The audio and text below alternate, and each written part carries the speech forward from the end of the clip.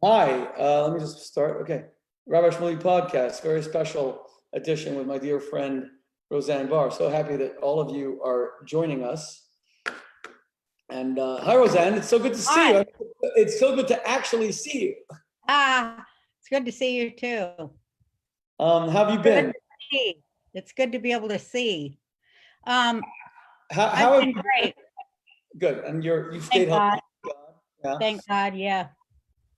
Without revealing too much, are you in Hawaii? Yes.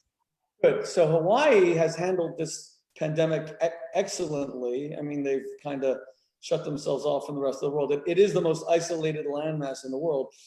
There aren't a lot of cases in Hawaii, right? No, I'd say 99% of the people immediately did what was, asked of them.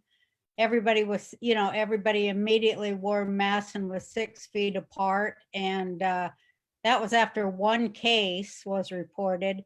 And there weren't very many cases. Can you still hear me? I can hear you perfectly. Is it okay? Oh, okay, good. Yeah, I hear you perfectly. Yeah, and there was only one case when everybody, quarantined and did all the stuff we were supposed to do.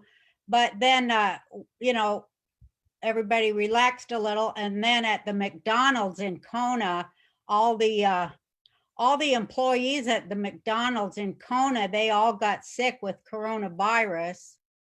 And so everybody was afraid of that, Seems to be a lot of people who work around meat are getting it now. Wow. Slaughterhouses and stuff, people who work around meat, they seem to be getting it, restaurant workers and stuff. So everybody's scared, but everybody's still doing the 6 feet and staying home and wearing the masks around, Are you going out at all, or you're not going out? No, I'd never go out. So this is just like, nothing changed for me. I never leave my house. I haven't done that for years, about 3 years. What do you consider home, California or Hawaii? Well, both of them are home depending on where I am, but I haven't been able to fly out of Hawaii for since January.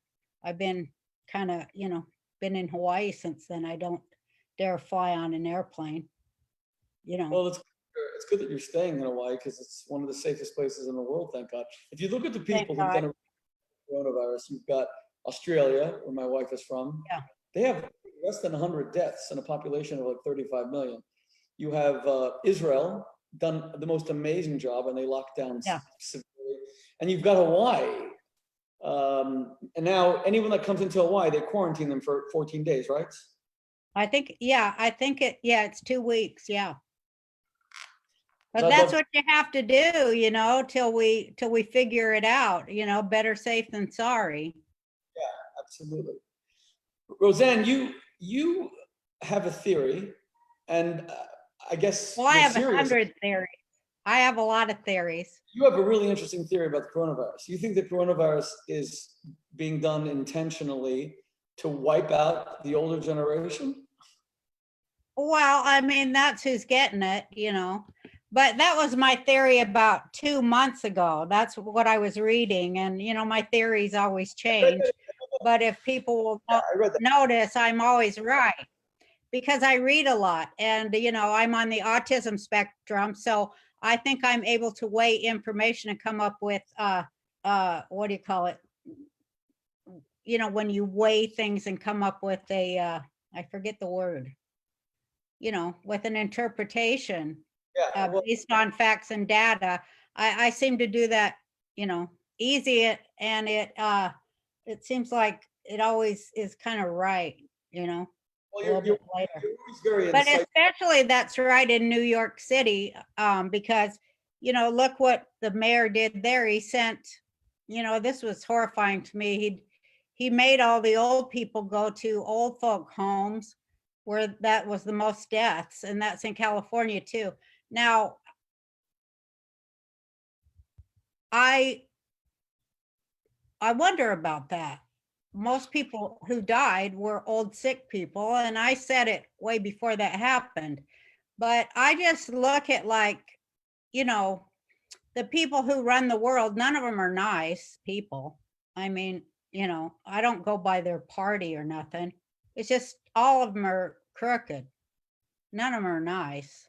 And so all they want is money. So you go where there's money and try to figure out how to get it. And my generation of women, especially in the US, we're the richest, most educated group of women who've ever lived on the earth. And, baby boomer women, we have, some extra money as opposed to all the other women on earth through history.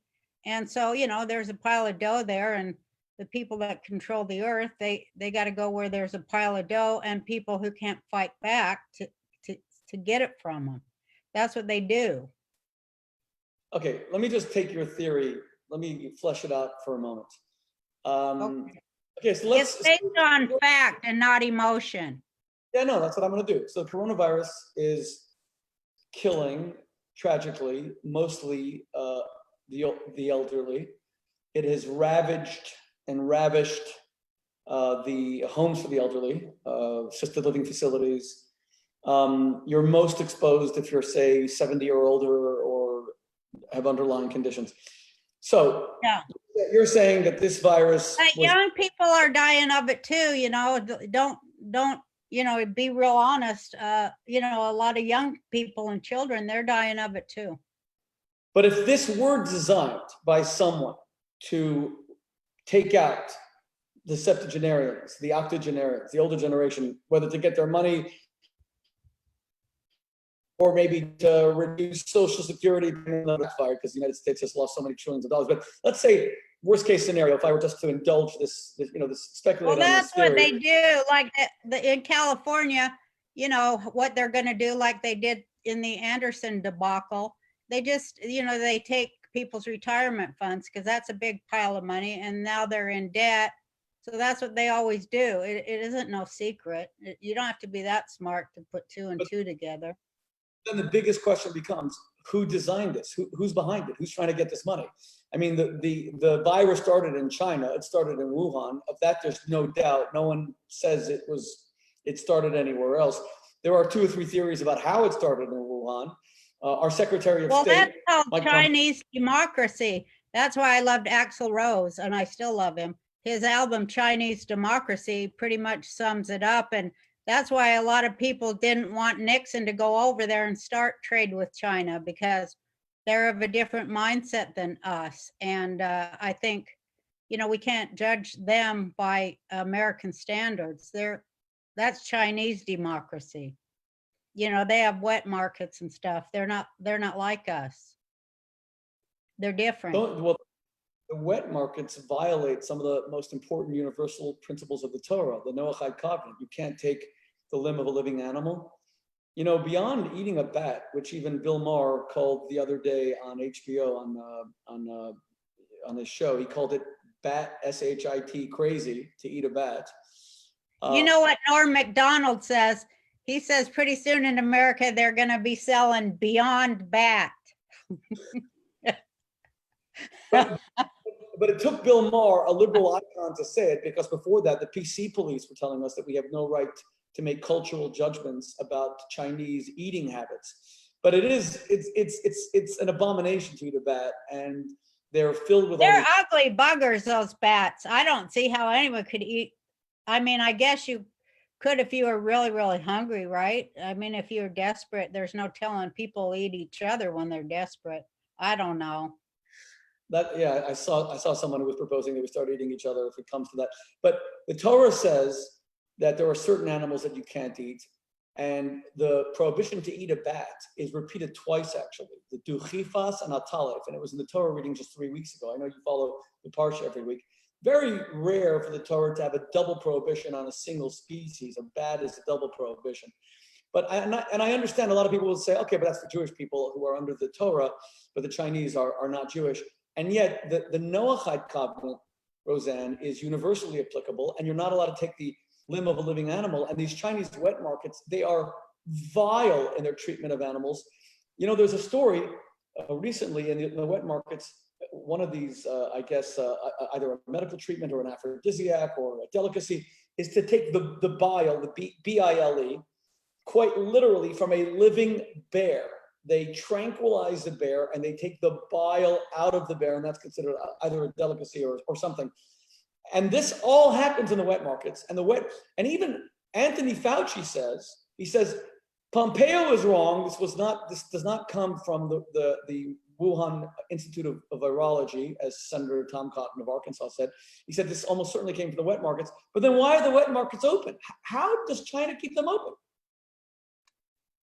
Well, I think they've been doing it for a long time. So it's like, if you told Americans, hey, maybe if you told Americans, I'm just saying this hypothetically, hey, you can no longer eat, say, chickens or beef, Americans would be up in arms, and they're just used to eating a lot of stuff, boy, they eat a lot of weird stuff that I don't want to eat, but they think it's good, I guess. Okay, I saw a lady biting off the head of a live turtle the other day when I watch on the internet the stuff they eat over there. They'll eat live stuff. So will the French. I don't get the French either. They'll eat a whole bird. They'll eat a little tiny bird and hold it by the beak and eat it all its guts. And that's the French people. I just think this is why I like Torah, because at some point everybody's going to have to get together and decide something in common for the world and the way we're going. So why not something like, hey, let's not eat live animals anymore, or bats or something. That's exactly right. The prohibition of eating a live animal, which causes, we can only imagine, indescribable suffering to the animal. Why don't they care about the suffering of animals? Because that's what Torah tells us, that, this continued awakening of the soul means empathy that spreads to all living things. So, it's probably time to include the suffering of animals in our consciousness, don't you think? It's sure, 2020. Sure. This is beyond PETA. This isn't about like people being vegan and not taking any animal life. We all kind of agree that certain like domesticated animals that are herbivores, like I don't know, like a cow, I don't know. It says in the days of Mashiach in Torah that we will all be vegan. Yeah, you're right. No, you're right about that. You're right about that. Okay, fine. We are headed in that direction, hopefully. You're correct. Because we should at least give it some thought. I'll tell you, I like to eat meat, but, just have a thought, be open to thinking and changing, because we do need to think and change. And when you get facts, you don't want to poo-poo them, because only an idiot does that. If they say, hey, the water's up to your knees, you don't go, poo-poo, it'll stop at my nose. No, it won't. Idiot. You always got enough time between your knees and your nose to do some changing. You always make me think, maybe this is a time for people to completely revisit veganism. Why not? Yeah, it's a good point. Because why should we? I think that if we're going to reimagine a new world, I think the number one thing we should think of in a new, like, awakened mind is there should be no, if we're going to live with ideals, there should be no cruelty. We should get rid of cruelty toward every living thing. We don't have no reason for that. Okay, but the middle ground right now is what's really cool is to take the limb of a living animal. That's a prohibition of the whole Noahide covenant for all of the Jews in the Torah. And yeah, maybe we should extend it and not take any animal life, but we should first agree that the wet market should be closed. But let me come back to your point. Do that. Say, for instance, like I said in my 2012 presidential run, if we all got our protein from, say, macadamia nuts, which I tried to farm out here in Hawaii, but my God, talk about red tape. But there's enough nuts laying out on the ground up here in Hawaii to feed the entire world, so there wouldn't be any more hunger. But, the red tape prevents people from eating. And I think that's immoral. But, macadamia nuts are the perfect protein, and they have the right kind of fat that feeds your brain and your body in the right way. So why would we be feeding our crops to make cheeseburgers and cause the land not to produce and to continue to live in drought and lack when we could be making great burgers out of my nuts. I mean, it's just stupidity. It's time for intelligence, and we really have to talk and stop doing these stupid divide and conquer crap. There's answers. Well, for that, we need some universal principles. But I got to go back to, let's say, let me, your allegation. If this virus was designed to take out the older generation, to take their assets, etc., who did it? Is it the Chinese? I think it was Greta Thunberg's agents. That what? I think it was Greta Thunberg's agents cooked up the whole virus thing. What do you mean? To stop everybody from driving? Yeah, because they got to make her a big star, and then they'll tie it in with the taxing the poor for the Green New Deal and the global warming stuff, and she'll be the new face of all that, and she'll join up with Amazon and Apple, and they're getting a cut from all that, and she'll be the new, she'll be the new Julia Roberts. I think it's her agents. Well, I don't know who her agents are. I think there's three prevailing theories. One is it came from a bat, and it was either directly by someone or it was transferred. You don't get my jokes, do you? I'm from Hollywood. I know how things really work. The whole thing is a joke. We're kind of just being facetious here. The second theory is what Pompeo and Senator Tom Cotton are saying, is that came from the Institute of Virology. It was an experiment gone wrong. The third theory they did arrest that guy at Harvard. If you look into Harvard, my God, Jeffrey Epstein was paying their damn bills. They were borrowing money from Jeffrey Epstein, Harvard. Come on. Come on, Shmuley, wake up. This is Lag BaOmer, brother. Lag BaOmer. Yeah. Did you have a bonfire for Lag BaOmer yesterday? Yes, I did. In my pants. No, I did. I had a little fire at my house, yeah. You had a little fire? Mm-hmm. In a fireplace or like outdoors? A Lag BaOmer bonfire? You gotta do it outdoors. Okay. What does Lag BaOmer mean to you? Bow and arrow too. You love studying Kabbalah. Like what? Well, you gotta have your bow and arrow too, Yeah. Do you and a rushing waters, rushing river. And I had all those things because that's ancient stuff. You did it all? Did you have the boxer trees? Did you have the carob? I had the carob, yes. Wow. Because Rabbi Shimon Bar Yochai, who this is his yard site, his Hilula, his celebration, and that's why we do the bonfires to represent his luminous soul, his big soul. He hid from the Romans who tried to kill him with his son Eliezer for 12 years, and God created a miracle, a little running stream, as you mentioned, so he could survive. And then God gave them a carob tree, and they ate the carobs and they survived. And they would dig themselves into the sand the whole day, and they would study the whole day. And he is the father of the Kabbalah, of Jewish mysticism, of the Zohar. Yeah. And Roseanne. Oh, I love the history of it. I love the history as well as the text. It's so fascinating to me. What a great story of this incredible tribe that's been around for 6,000 years, this incredible tribe and its tribal history. I love it. They ought to make a Hollywood movie about it sometime. Do you think the story of the Rashbi can be, of Shimon Bar Yochai can be a Hollywood movie? I think any of the stories of Torah could be a Hollywood movie. I've tried to make them for a long time, but they don't like it, They say it's too Jewish. No, but, the only one who ever got able to do it was Mel Gibson. Think about that. Yeah. Well, he financed it himself. The story of Esther is a good Bible story they should make a movie of. There's a lot of good Bible stories they should make nice movies about. That'd be neat. It's actually quite remarkable that they haven't done more. Look, one of the greatest movies ever made was Cecil B. DeMille's Ten Commandments. That was the worst movie ever made. Really? Let's not even get into it. It isn't even a classic? True.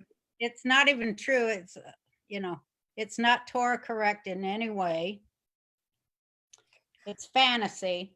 come on. When you have Moses played by Charlton Heston, that's Torah correct, definitely. Moses. Look, Charlton Heston came on my talk show and I said, well, I just love you so much because you were, Moses. I'm a Jew, so I love Moses. And I said, will you come on my show? And he said, I'd love to. And then he came on my show and he came out in pants and a shirt. And I asked him, will you dress up like Moses and say, let my people go? And he goes, no, I can only wear my street clothes. I will not dress up like Moses, but I'll wear my street clothes and then I'll come out and say, let my people go. And I'm like, can I swear on here? No, I can't swear because you're a rabbi. Well, I'm a rabbi too, but I swear. So I go, are you itting me? Why would I have you come out in your street clothes and say, let my people go? Well, what's the point of that? But then I thought, well, it is Charlton Heston. So I go, okay, go ahead. So he did. But it was all kinds of Hollywood stuff going on. That's a cool clip to have. Charlton Heston saying, let my people go. Yeah, it was cool. Well, Roseanne, because you and I study Torah together and we often do podcasts and now Zoomcasts on Torah, let me ask you this. So much of the Torah is humanity headed towards a better place, Mashiach coming. And so much it's humanity waking up, a long, long process of hibernation till this creation no longer needs to sleep for 6 months of the year. It's like a physical evolution of this being that we are. So humanity, physical as well as spiritual and mental evolution. Yeah, well said. My son Mendy is always reminding me that Mashiach is more than just a process of disease disappearing and death being defeated. It's also the spiritual, mental process of awakening, as you said, of us being attuned to the godliness that surrounds us. But given the pandemic, and nothing like this has happened in our lifetime, how does that square with God's promise that we're headed towards a better place, towards a place of conquering disease and humanity being enlightened, and humanity having hope, and humanity having faith and having trust? And so many people are feeling really hopeless right now, and they're feeling really isolated. Well, because they're not hearing the truth. What is the truth? And if they were to hear the truth, as it says about Eliyahu, what he spoke to Rabbi Shimon on Lag BaOmer, he said, you are to tell a new story, and it will cause those who are sleeping to wake up and sing. That's what he said. That's what Eliyahu said to Rabbi Shimon. It will cause those who are sleeping under the earth and above the earth to wake up and sing. And, like I told you, Shmuley, or else I said it on some other podcast where I go on blab.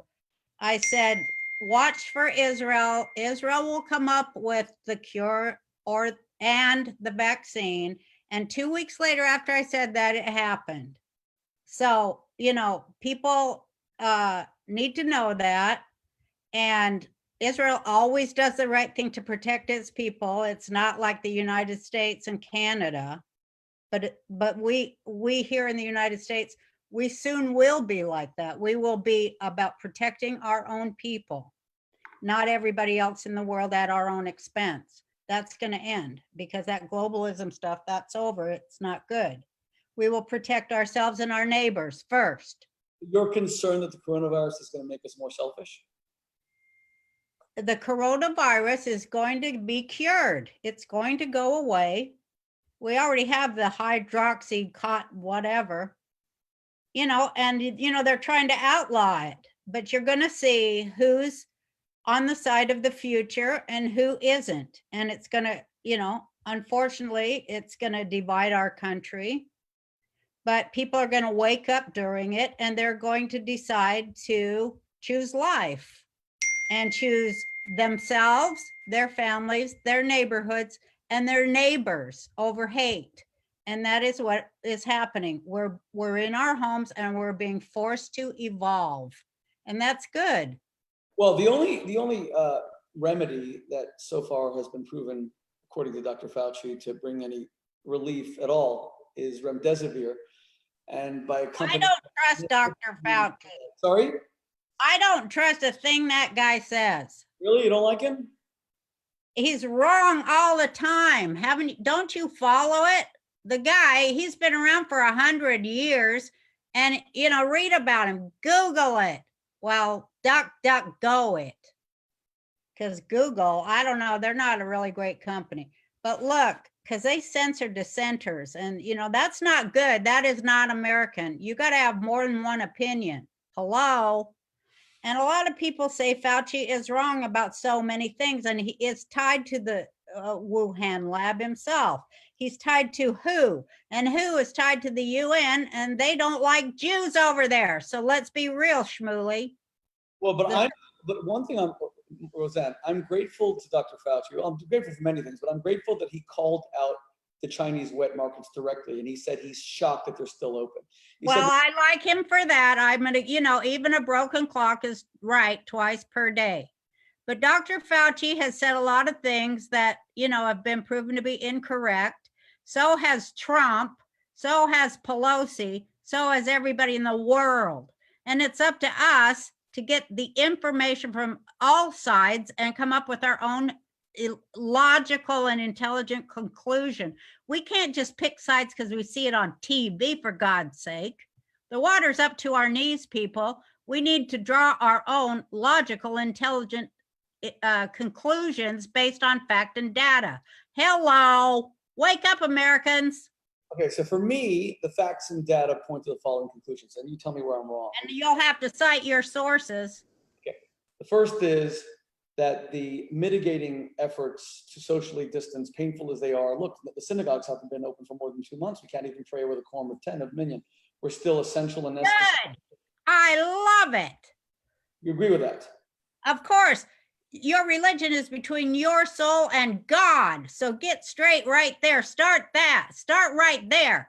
You don't need people to see you pray. That's ridiculous and hypocritical. You better look in the mirror and get right with God. That's what you need to do. And that's what you're being given the opportunity to do. You're being forced to do it by God himself. So do it.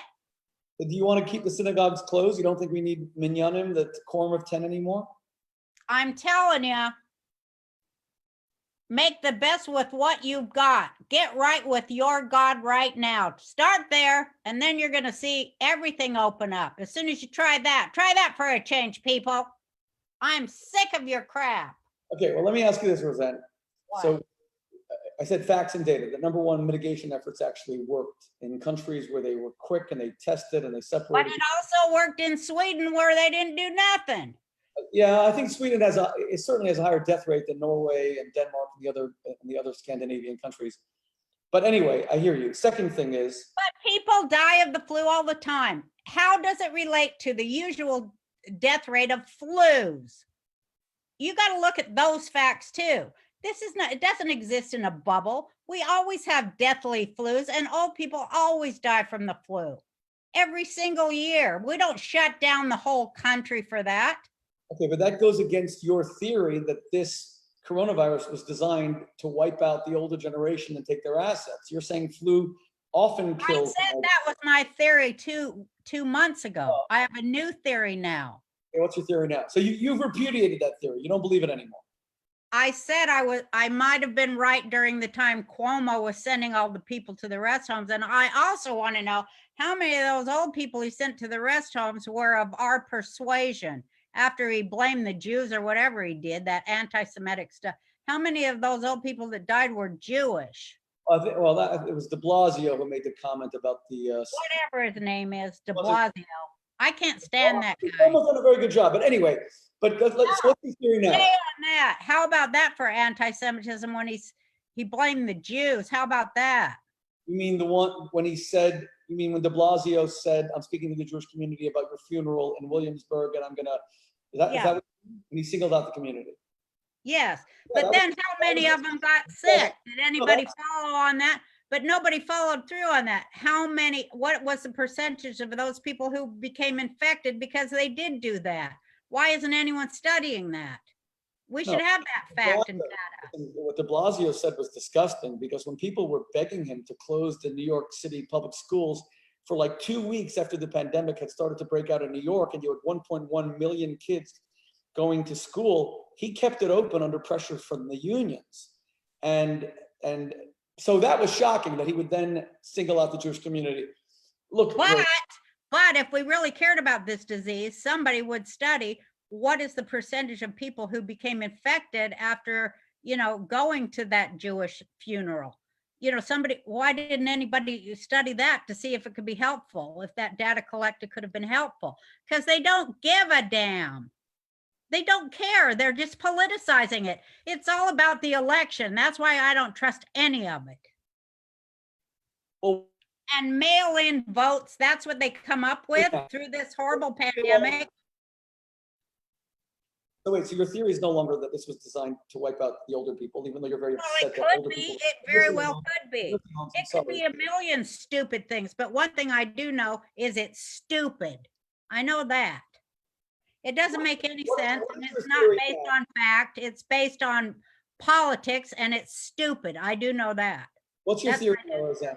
What is the coronavirus? What's your spiritual theory? What's your social theory? Does it have no reason? It's just a pathogen? I said it. It is a great opportunity that God is giving us to actually put our faith into action, as every pandemic and bad thing that happens to us is that same thing.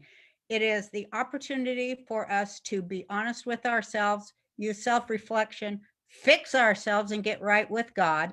And then we see the world change and it gets better. That's the only thing we can ever do when anything bad happens to us. We have to fix our own soul. And that's what makes things better. Not pointing the finger. None of that works. Don't we know that by now? We have to get right with ourselves, our souls, and God. And we're being given that opportunity. In fact, we're being forced to do it because we're being forced to stay home with our horrible families and work that out. And that's one step above hell for most people. So they better get on it. And all that dirt that you've swept under those rugs all these many years, you're going to have to air your house out. You're going to have to talk to your husband and your kids. You're going to have to be really real and clean your house and clean your soul and your body and your heart and get right with God. And that includes me. I'm not as perfect as everyone thinks I am.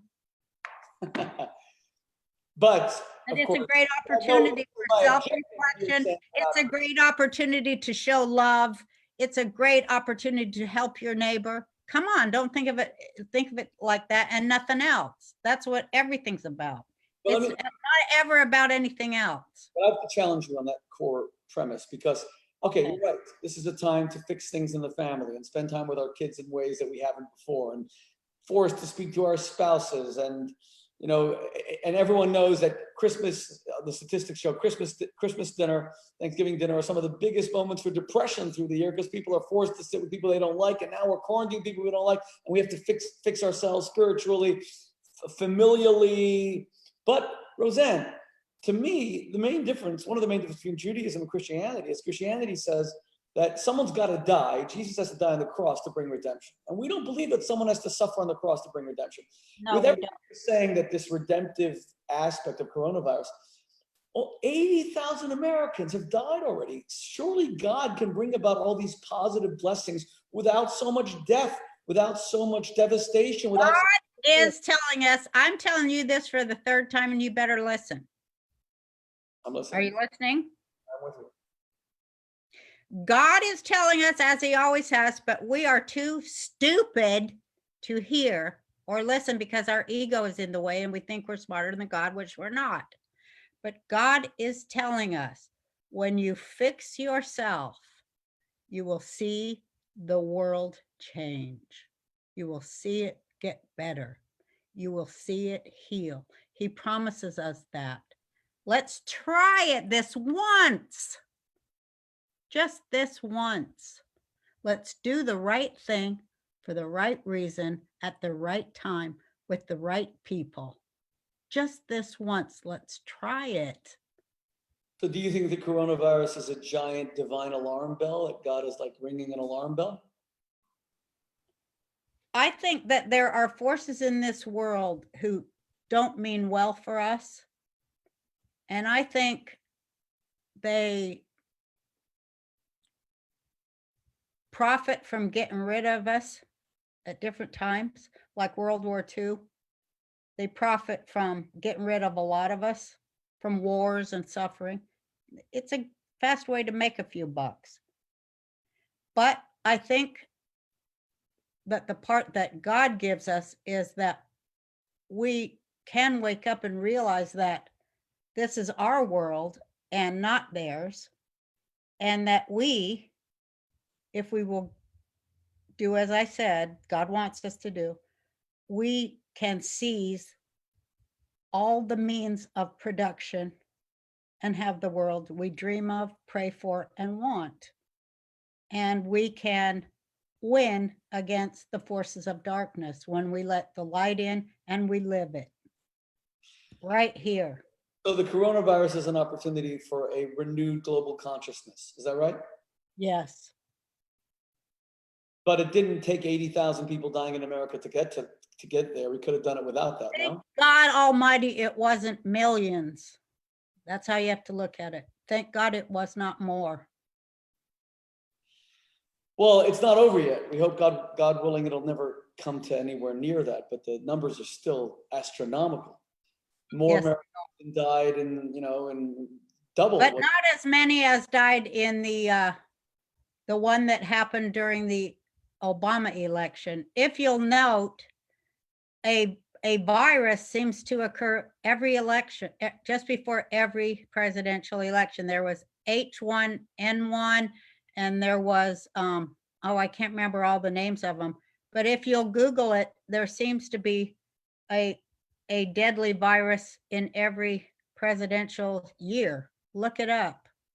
It's weird. I don't know if that's, coming from the light or the dark. I don't know, but it's always an opportunity to love each other and be the people we're supposed to be, no matter what. Do you see this as a Messianic awakening? Do you think the Messiah is going to? I do, in conjunction with all the other things that are happening along with it, including the Jubilee year. That's what's prophesied, is that the Jubilee year is coming, and this is the Jubilee year, and all the other things that Torah tells us. I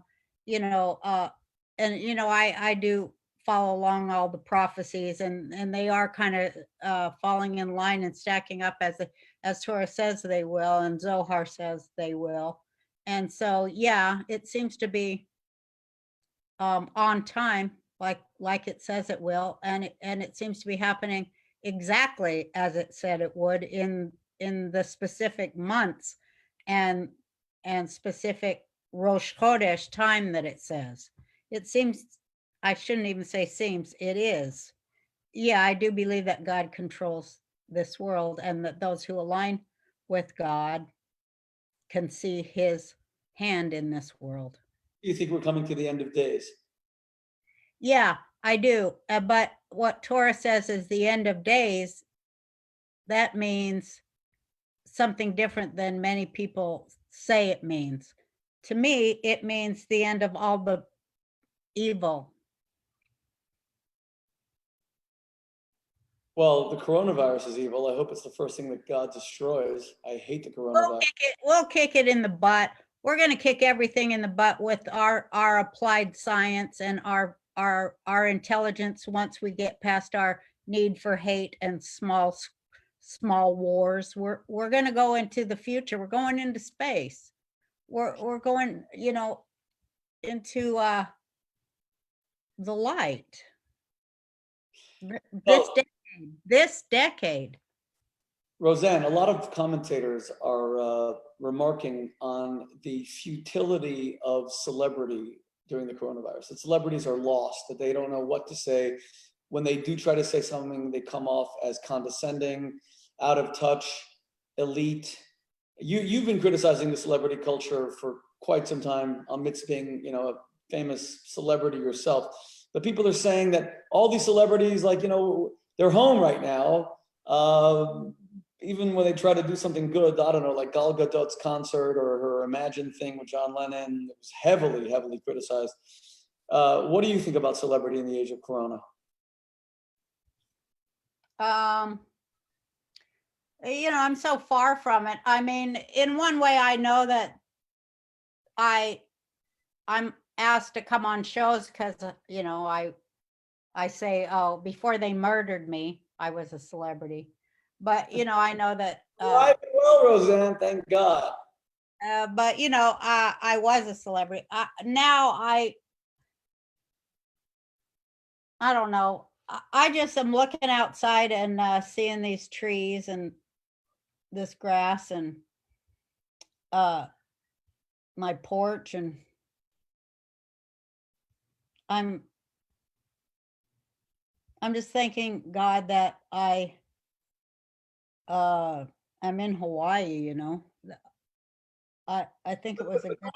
Normally people obsess over celebrity and they want to know who's dating who, and Yeah. right now with the coronavirus, it all seems so shallow, so insipid. I'm dating Richard Grinnell. I want everyone to know. Oh, are you really? That means that you have CIA assets at your disposal. Is that right?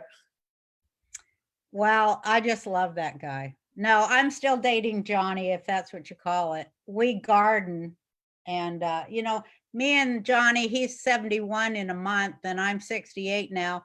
And it is quite a different world, all that celebrity stuff behind me. But me and my partner, we garden, and I cook, and all those things that I at one point in my life snubbed or wanted to get away from now are the most valuable to me. So isn't it funny?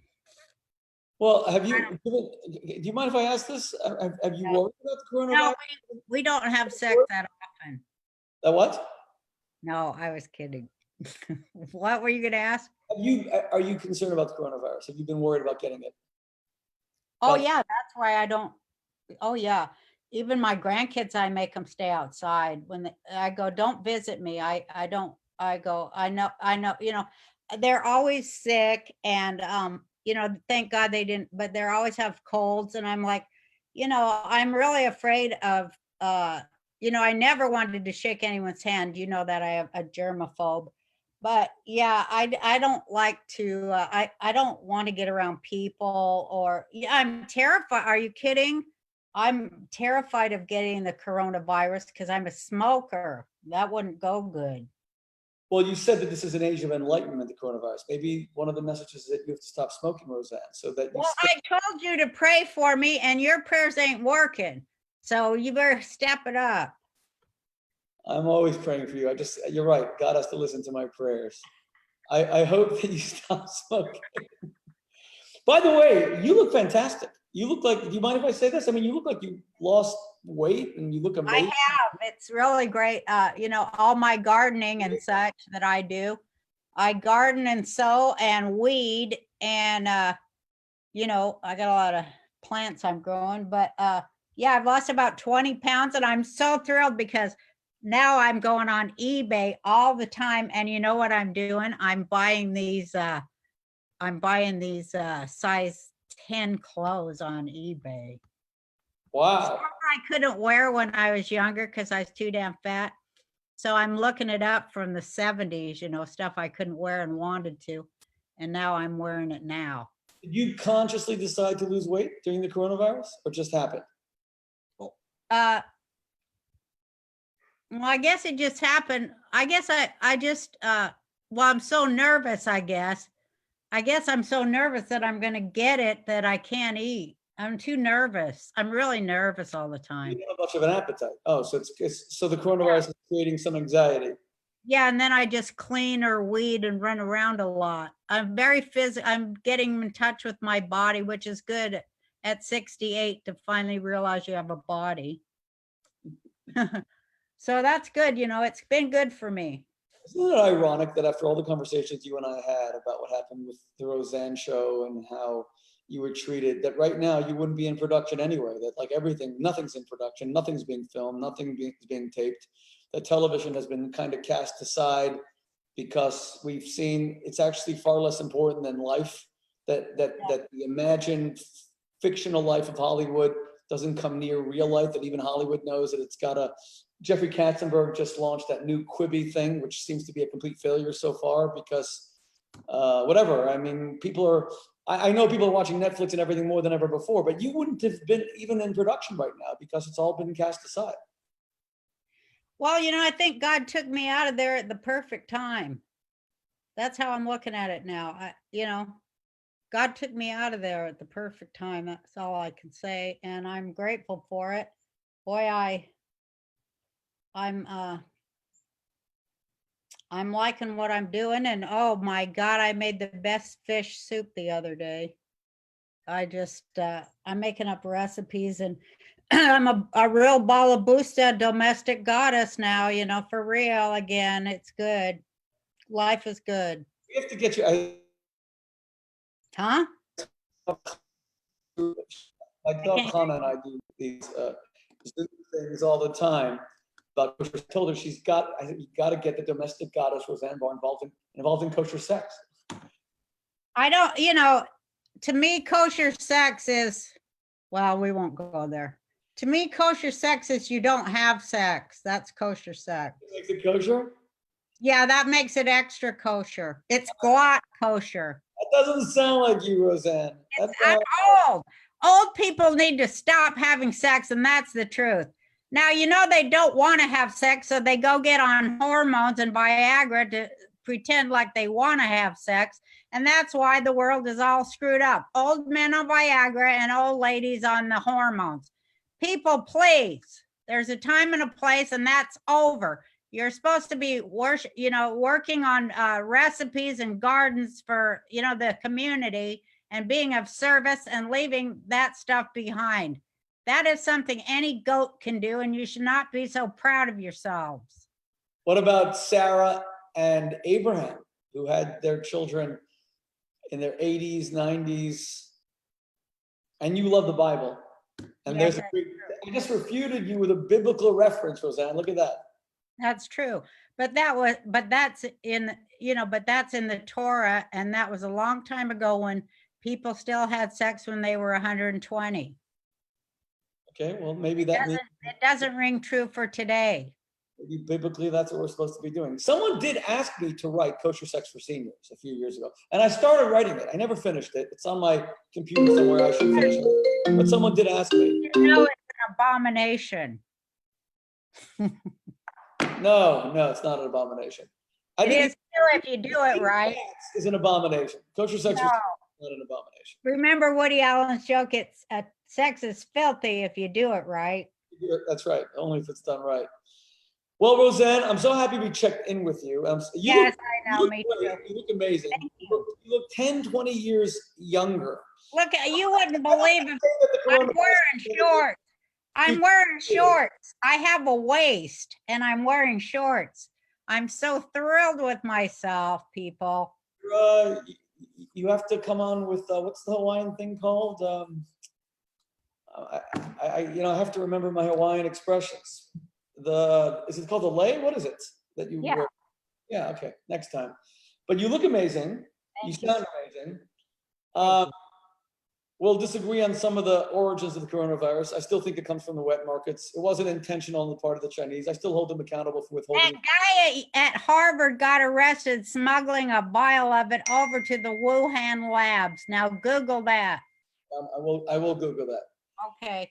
But I'm also not sure. I don't see the blessing in the coronavirus, even though I know that we can redeem it by doing great stuff like with our families and all that. There's a blessing in everything, Shmuley. There's a silver lining. That's how you have to look at things, or you'll go nutty. You'll be depressed and go nutty. I try to look for the silver lining in everything, because if I didn't, I would be so bummed out. I got to look at things that way. That's why I'm a comic, I guess. Oh, here's my daughter who's such a great, who does Thirsty Souls. Baba, come and say hello to Roseanne. Hi, Roseanne, remember? Hi, how are you? I miss you too. You're staying safe and healthy. I gotta run. Wait, you gotta tell Roseanne, Baba. Roseanne, what you don't know is, Baba, can you verify this? What? When we went to Israel, it's hard to believe it was only a year ago, Roseanne. We had such an amazing time in Israel, all of us together. Oh my God. Our son's bar mitzvah. So the Washington Post accompanied you and did a big feature about you. It was actually an interesting piece, but they took this amazing picture of you holding our granddaughter. This giant picture, remember? So a member of the family shellacked it and put it up in our kitchen. So every night we sit and have family dinners together. Baba, who is staring right down at us? You're at every family dinner, Roseanne. Oh, that's so nice. How nice. Staring down at us, judging us, Roseanne. Judging you for having sex. No, judging me for not being a good enough father. You're a good father. I told Well, you. you're a great mother. You've always been a great mother. Well, I try, but my kids would disagree, I bet. No, they love you, and the biggest proof that someone's a good parent, no matter how much their kids complain, because kids are always going to complain, is whether your kids want to be around you. And your kids always want to be around you. I know, I can't get rid of them. No, they love being near you. And when you came to Israel, you came with Jake, and we had such a good time with him as well. And give him my warm regards. Okay, Roseanne, thanks so much for your time. Jewish girl, you know. Oh, really? He got himself a gorgeous, nice Jewish girl.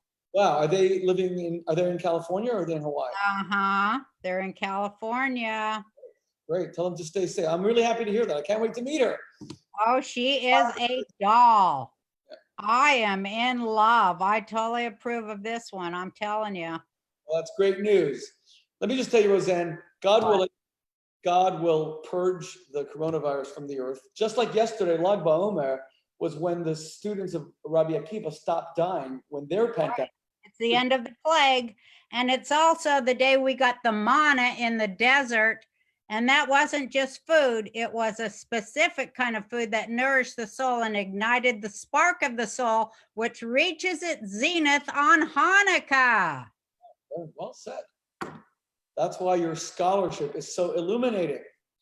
So Lag BaOmer is a day that the pandemic ended, and we hope that this disgusting coronavirus pandemic will end, so I can meet Jake's great girlfriend, so you and I can sit and do public events together and go to Israel again together and hang out in Hawaii together, and I can watch you grow your macadamia nuts, and then I can make macadamia nut burgers that are probably glot kosher.